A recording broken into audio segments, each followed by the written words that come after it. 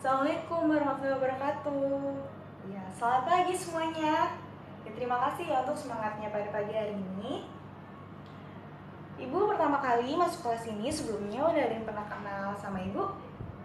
Belum? Baik. Ibu perkenalkan diri Ibu. Nama Ibu Sita Sulistianggraini. Kalian bisa panggil Ibu Sita. Udah pada kenal kan semuanya? Jadi sekarang gantian ya, Ibu yang akan mengenal kalian sekaligus Ibu absen. Devia hadir? Baik. Devi hadir? Firman hadir? Afif hadir? Alhamdulillah ya hadir semuanya. Ya sehat selalu, amin. Jadi kalian udah ada yang tahu belum? Hari ini kita masuk materi apa? Iya, betul sekali, kita masuk materi tentang ketenaga kerjaan, tenaga kerja, angkatan kerja, dan kesempatan kerja. Coba ada yang bisa jelaskan di antara 4 poin tersebut? Ya, jadi gini ya anak-anak. Pengertian ketenagakerjaan menurut Undang-Undang Nomor 13 Tahun 2003, tenaga kerjaan adalah segala hal yang berhubungan dengan tenaga kerja pada waktu sebelum, selama, dan sesudah masa kerja. Jadi, ketenaga kerjaan ini membahas segala hal yang berhubungan dengan tenaga kerja, baik itu sebelum waktu bekerja maupun setelah bekerja. Hal-hal yang dibahas sebelum bekerja biasanya antara lain seperti pemagangan, kewajiban pengumuman lowongan pekerjaan, dan lain-lainnya. Hal-hal yang dibahas setelah bekerja yaitu upah, jaminan sosial, keselamatan kerja, dan yang lain-lainnya. Jadi kalau misalkan kalian mau ngelamar atau gimana, kan kalian mengikuti interview, jadi itu akan ada pembahasan tentang upah kalian, waktu kerja kalian, terus insentif apa aja yang kalian dapat, BPJS atau kayak gimana gitu ya. Jadi kalian harus mengetahui semua itu. Lalu ada pun pengertian ketenagakerjaan. Pengertian ketenagakerjaan.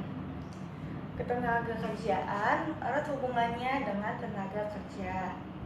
Menurut Undang-Undang Nomor 13 Tahun 2003, masih sama ya undang-undangnya dengan yang tadi. Tenaga kerja adalah setiap orang yang mampu melakukan pekerjaan guna menghasilkan barang atau jasa baik untuk memenuhi kebutuhan sendiri maupun untuk masyarakat. Selain menurut Undang-Undang Nomor 13 Tahun 2003, masih ada banyak ahli lain yang menjelaskan pengertian dari tenaga kerja. Salah satunya adalah Payaman Simanjuntak. Menurut Payaman Simanjuntak, tenaga kerja adalah penduduk yang sudah atau sedang bekerja, yang sedang mencari pekerjaan, dan yang sedang melaksanakan pekerjaan tersebut. Kegiatan lain seperti bersekolah dan mengurus rumah tangga. Jadi kalau tenaga kerja itu adalah sosok yang sedang bekerja seperti kalian, berarti kalian adalah disebut dengan tenaga kerja. Sampai sini ada yang mau ditanyakan dahulu? Belum? Baik, Ibu lanjut ya ke materi selanjutnya, yaitu angkatan kerja. Tenaga kerja terdiri atas 2, yaitu angkatan kerja dan bukan angkatan kerja. Angkatan kerja adalah penduduk di mana usia kerja yaitu 15 tahun sampai 54 tahun, baik yang telah bekerja maupun yang belum kerja. Sedangkan bukan angkatan kerja yaitu penduduk yang dianggap tidak mampu atau tidak mau untuk bekerja. Walaupun ada permintaan pekerjaan, bukan angkatan kerja terdiri atas beberapa golongan, yaitu yang pertama, golongan yang sedang bersekolah. Berarti kalian ya bisa dianggap sebagai belum bisa untuk angkatan kerja. Yang kedua ada ibu rumah tangga. Yang ketiga ada orang yang berusia di bawah 15 tahun dan di atas 64 tahun. Yang keempat ada pengangguran sukarela. Jadi kalau misalkan yang tidak termasuk dengan golongan angkatan kerja itu biasanya orang-orang yang tidak mau bekerja ataupun umurnya tidak sesuai dengan angkatan kerja tersebut. Bisa dipahami sampai sini? Adapun pengertian tentang kesempatan kerja. Pengertian kesempatan kerja adalah peluang atau kondisi yang menunjukkan tersedianya lapangan pekerjaan bagi orang yang bersedia dan sanggup bekerja. Jadi untuk kalian semua yang mau bekerja, kan kalian SMK nih. Berarti kalian harus sudah punya mental yang kuat untuk menghadapi dunia luar. Terus kalian juga harus tahu tentang materi yang ini biar kalian tahu segalanya untuk bekerja. Jadi 4 poin tersebut bisa menjadi bekal kalian ya untuk kedepannya. Nah setelah lulus kalian akan menghadapi masa kerja. Jadi di situ kalian harus tahu apa sih dasar-dasar dari pekerjaan. Baik, sekian materi dari Ibu. Untuk minggu depan Ibu akan mengadakan materi diskusi ya. Jadi tolong dibagikan kelompok masing-masing. Nanti Ibu beritahu materi apa aja dan kalian bisa presentasikan di depan kelas. Baik, terima kasih. Assalamualaikum warahmatullahi wabarakatuh.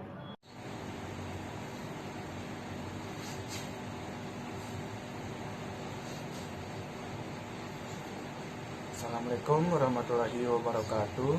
Selamat pagi semuanya. Oke, di sini pertama-tama saya akan memperkenalkan diri saya terlebih dahulu ya. Mungkin di antara kalian sudah ada yang mengenal saya ataupun ada yang belum. Jadi alangkah baiknya saya akan memperkenalkan diri terlebih dahulu ya. Di sini perkenalkan, nama saya Bapak Firman Huda Karbuaji. Kalian bisa memanggil saya Bapak Firman. Dan di sini saya bertugas untuk menggantikan Ibu Sita untuk sementara waktu ya, dikarenakan Ibu Sita sedang berhalangan hadir. Yang untuk itu di sini saya akan mengabsen kalian terlebih dahulu ya sebelum masuk ke materi. Untuk yang pertama, apakah Pratiwi hadir? Oke, Pratiwi hadir. Devi hadir? Oke, Devi hadir. Dimas hadir? Oke. Haji hadir? Oke, Haji hadir. Hadir semua berarti ya. Ya, sebelum kita melanjutkan materi kita di sini, Bapak ingin menyampaikan sesuatu ya. Sini saya, Bapak akan menyampaikan minal aizin wal faizin, mohon maaf lahir dan batin kepada kalian semua ya. Dikarenakan kita habis merayakan hari raya Idul Fitri untuk yang merayakan, dan selama pandemi COVID ini ini ada pertama kalinya kita masuk ya setelah terjadi pandemi COVID. Oke, gimana rasanya dan para kalian selama masa pandemi ini? Mungkin dan para kalian mungkin bosan, ada yang kita mau ngapain ya, mungkin bosan dengan kegiatan kalian di rumah, mungkin nah, kan tuh Bapak jadi curhat kan dari kalian ya. Oh, kayak relax ya. Oke, sekarang kita akan masuk ke materi ya. Oke, saya ingin Bapak tanyakan materi sebelumnya yang diberikan oleh Ibu Sita apa ya?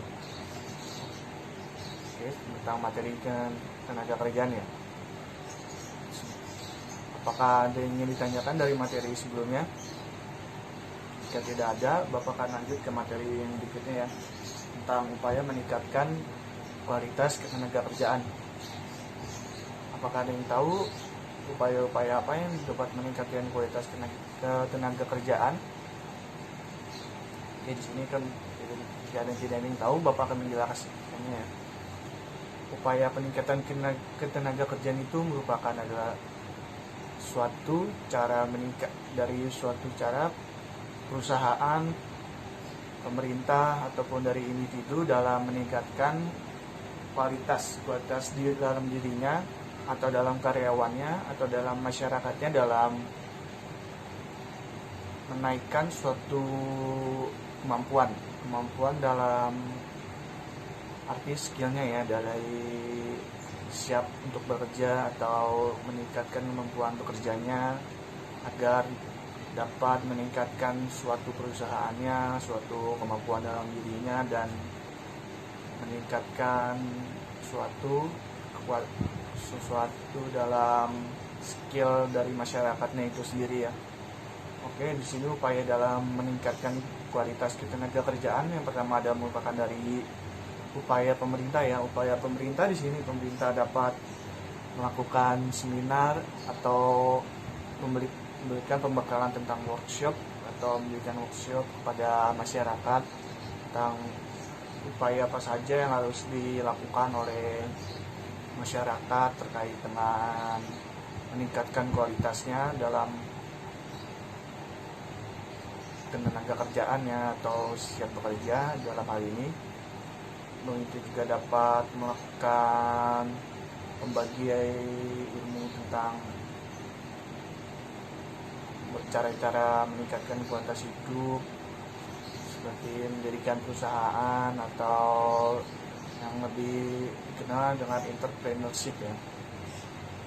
Di sini pembekalan dari pemerintah tuh bisa berupa itu, dan mungkin kita lanjut ke dari pihak perusahaannya ya. Di sini perusahaan juga bisa dapat melakukan suatu kerjasama dengan suatu instansi yang terkait atau yang mereka ingin ajak bekerja sama, seperti misalnya seperti sekolah atau perguruan tinggi, atau mungkin perusahaan juga ingin mengadakan seminar atau workshop tentang cara meningkatkan skill atau kualitasnya dalam siap untuk bekerja ya, atau untuk meningkatkan kemampuannya di dunia pekerjaan. Mungkin dari perusahaan bisa melakukannya dengan membagi ilmu tentang dari mungkin ilmu tersebut bisa langsung disampaikan dari atasannya seperti CEO-nya, atau mungkin dari staf HRD-nya mungkin bisa memberikan ilmu tentang apa saja sih yang harus dilakukan oleh kita sebagai masyarakat atau sebagai tenaga kerja yang baru masuk untuk meningkatkan kualitas kita di suatu pekerjaan tersebut.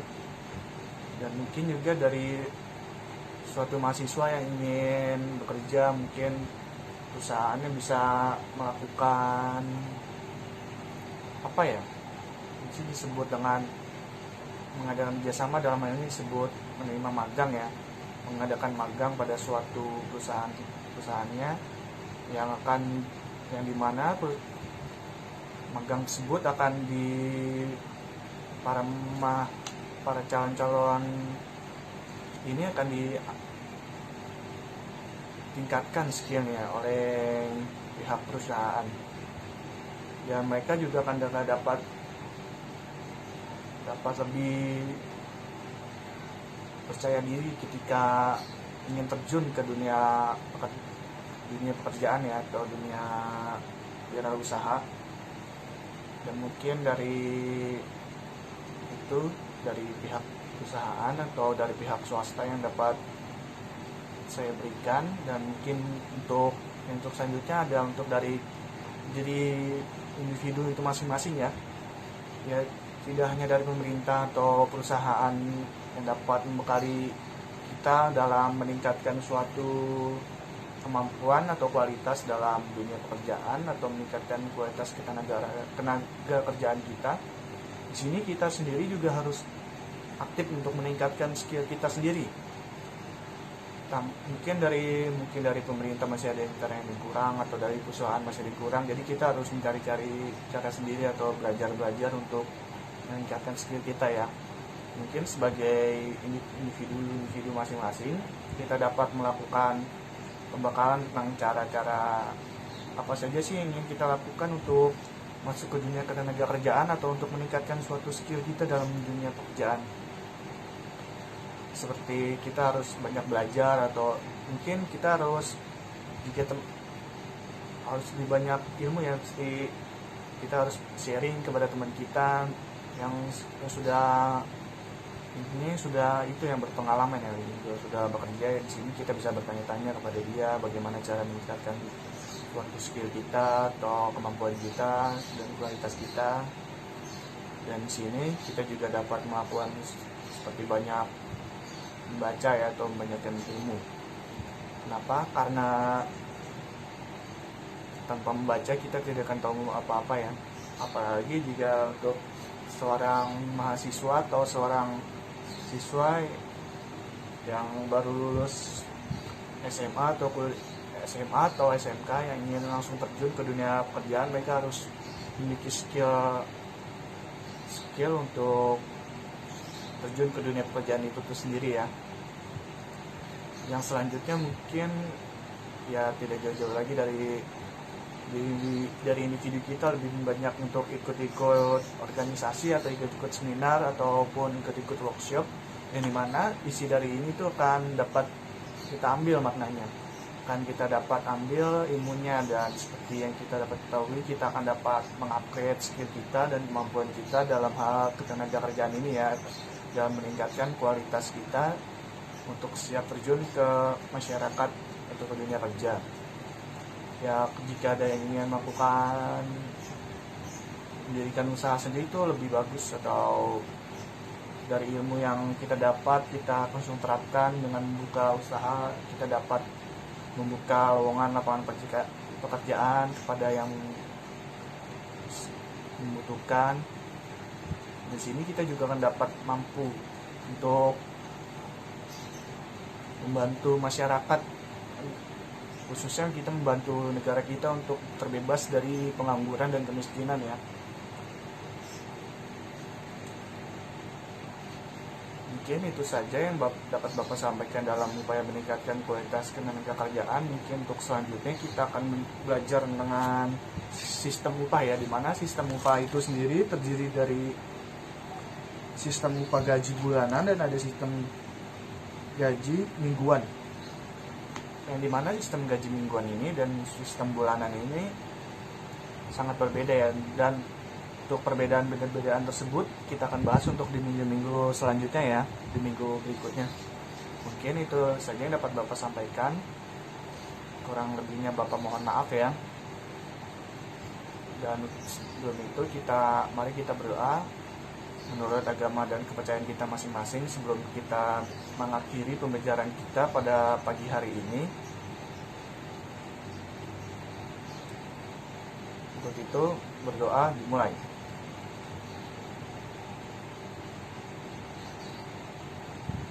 Berdoa selesai ya.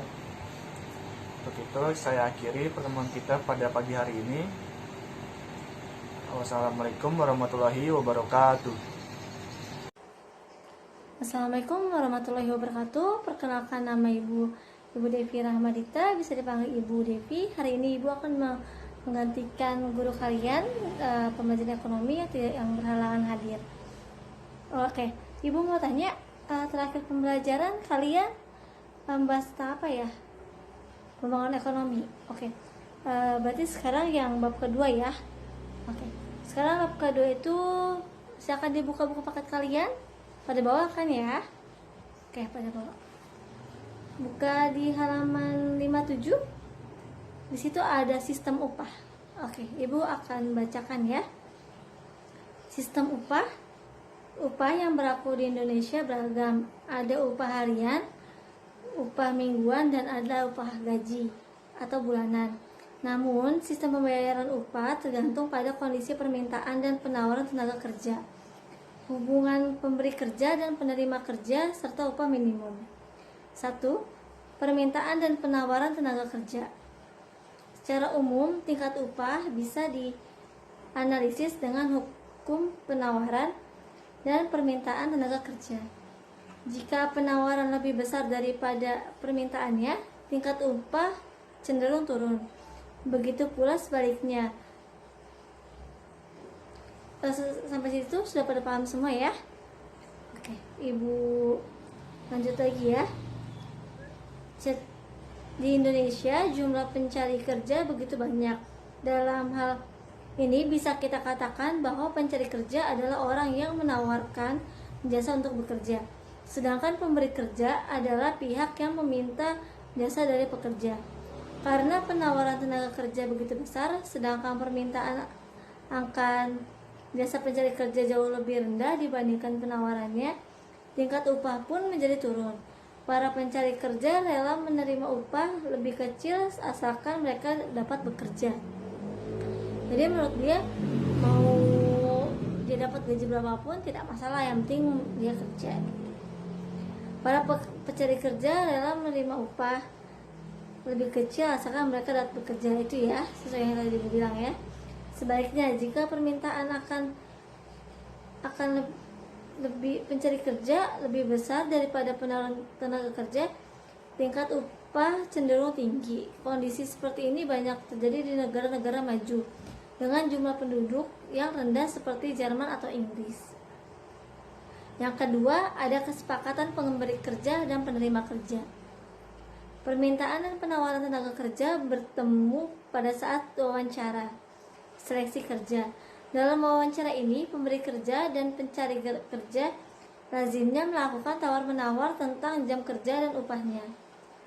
Pada umumnya, pekerja di Indonesia memiliki posisi tawar yang rendah dalam kesepakatan tentang upah dan jam kerja yang terkait dengan sangat melimpahnya penawaran kerja.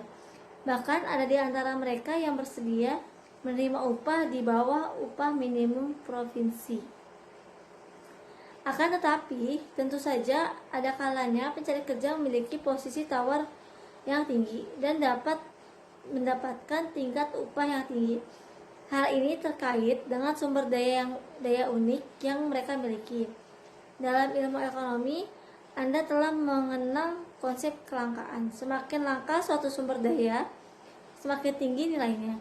Jadi, jika Anda memiliki keahlian atau ilmu yang jarang dimiliki oleh orang lain, Anda bisa menawar dan mendapatkan tingkat upah yang tinggi. Jadi gini, kalau kamu itu mempunyai keahlian yang orang lain tidak punya itu, jadi kamu itu bisa mendapatkan upah yang lebih tinggi, gitu. Menawarkan upah agar biar dapat upah yang lebih tinggi. Yang ketiga, ada upah minimum. Sebelum tahun 2000, Indonesia menganut sistem pengupahan berdasarkan kawasan atau regional. Artinya, untuk kawasan yang berbeda, upah minimum yang harus diterima oleh pekerja juga berbeda. Ini berdasarkan pada perbedaan daya hidup bekerja di setiap daerah. Akan tetapi, penentuan upah berdasarkan kawasan ini dirasakan masih belum cukup mewakilkan angka biaya hidup sebenarnya di tiap daerah. Untuk itu, pemerintah melakukan perubahan peraturan tentang upah minimum.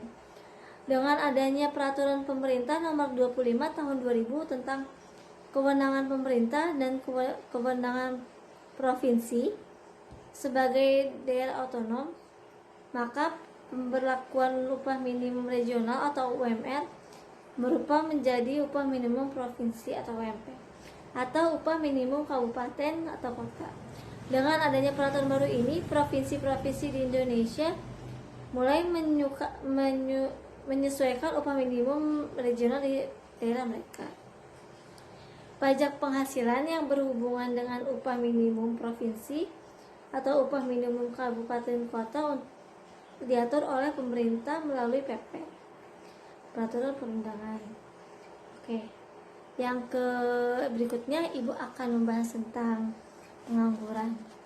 Karena di Indonesia saat ini banyak sekali pengangguran.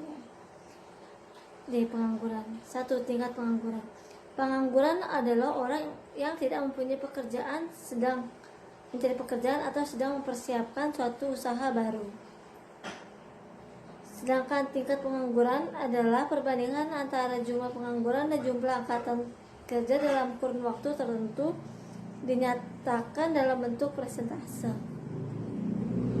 Jika peningkatan jumlah angkatan kerja di suatu negara tidak diimbangi dengan peningkatan daya serap lapangan kerja, maka tingkat pengangguran di negara tersebut tinggi. Sebaliknya, jika peningkatan jumlah angkatan kerja diimbangi dengan peningkatan daya serap lapangan kerjanya, maka tingkat pengangguran semakin rendah.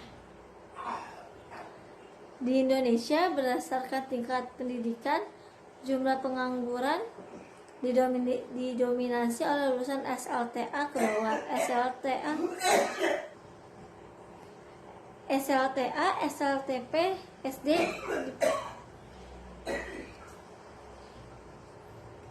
SD. Pada bulan Februari tahun 2013, jumlah pengangguran SLTA ke bawah mencapai 91% dari jumlah penganggur sebesar 7.388.737 orang. Perkembangan angka pengangguran pada setiap jenjangnya dari tahun 2011 sampai dengan tahun 2013 dapat dilihat pada paragraf 2. Di situ ada tabel ya. Kalian bisa melihat sendiri tabelnya. Bisa kalian baca sendiri. Ibu akan melanjutkan ke jenis pengangguran dan penyebabnya. Pengangguran dapat dikelompokkan menurut faktor penyebab terjadinya dan menurut lama waktu kerjanya. Yang pertama, ada jenis pengangguran menurut faktor penyebab terjadinya. Berdasarkan faktor penyebab terjadinya, pengangguran dapat dibagi menjadi pengangguran konjunktur atau siklis, struktural,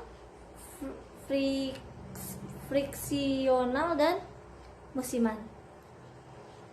A. Pengangguran konjunktur atau siklis adalah pengangguran yang berkaitan dengan turunnya kegiatan perekonomian suatu negara. Pada masa kegiatan ekonomi mengalami kemunduran, daya beli masyarakat menurun.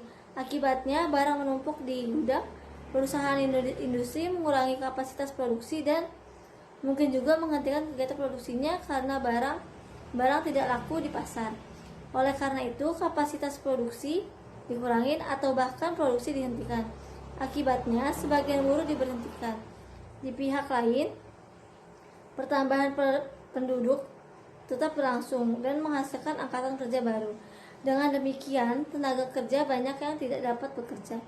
Pada masa resesi, tingkat pengangguran siklis akan semakin meningkat karena dua faktor berikut. Ada dua faktor ya jadinya ya. Tunggu sebentar.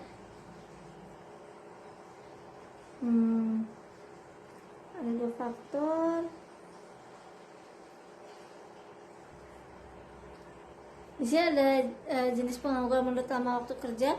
Berdasarkan lama waktu kerja, pengangguran dapat dibagi ke dalam 3 kelompok, yaitu pengangguran terbuka, setengah menganggur, dan pengangguran terselubung.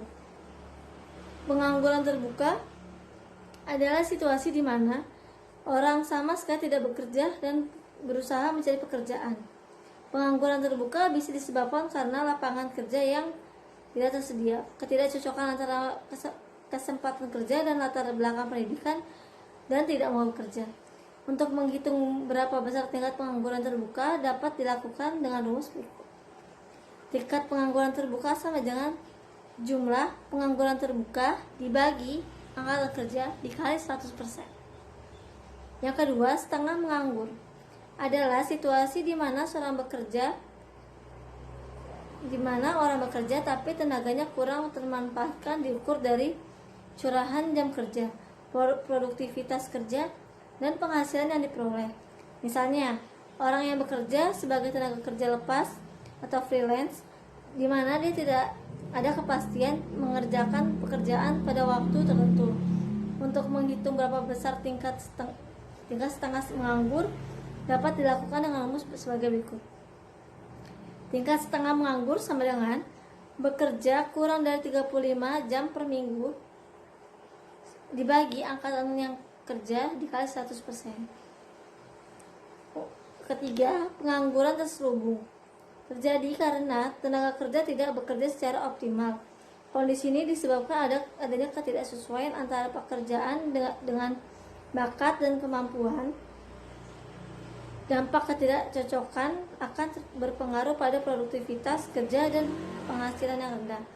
Misalnya, seorang lulusan D3 keperawatan bekerja sebagai sekretaris sebuah perusahaan. Dia tidak bisa menjalankan fungsi kesekretariannya dengan baik sehingga menghambat proses kerja yang ada. Lalu sebentar ya.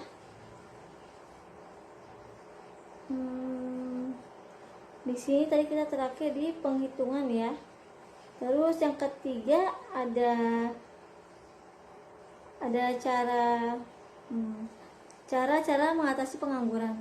Sebelumnya telah dijelaskan berbagai dampak negatif dari pengangguran bagi seseorang, masyarakat, dan negara. Untuk mengatasi beberapa dampak tersebut perlu adanya upaya terpadu dalam bidang kesempatan kerja.